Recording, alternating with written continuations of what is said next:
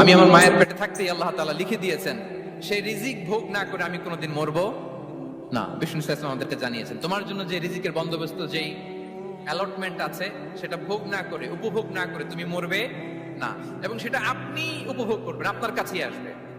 ধরুন আপনারা যে ফল আমেরিকাতে খান, এটা কি আমেরিকায় চাষ হয় ফল, নাকি কানাডা মেক্সিকো থেকে আসে? এখানেই হয়, আবার বাইরে থেকেও আসে। লেটস সে আপনি যেই অ্যাপেলটা দিয়ে আজকে ব্রেকফাস্ট করলেন, যে অ্যাপেলটা আপনি খেলেন, এটা মেক্সিকো থেকে এসেছে। ওই অ্যাপেলটা যখন কুড়ি অবস্থায় ছিল, মুকুল অবস্থায় ছিল, তখনই ওটার মধ্যে আপনার নাম লেখা। এর মধ্যে কত পাখি এসে ওই গাছে বসেছে, কত মুকুল নষ্ট করেছে, ওইটা নষ্ট করে নাই, কারণ ওইটা আপনি খাবেন। ওইটা পুষ্ট হয়ে সুন্দর একটা ফল হয়ে ইম্পোর্টেড হয়ে এটা আমেরিকাতে আসবে, আমেরিকার বাজারে। অনেক মানুষ ওই ফলটা সুপারমার্কেটে যে ধরে চড়ে নেড়ে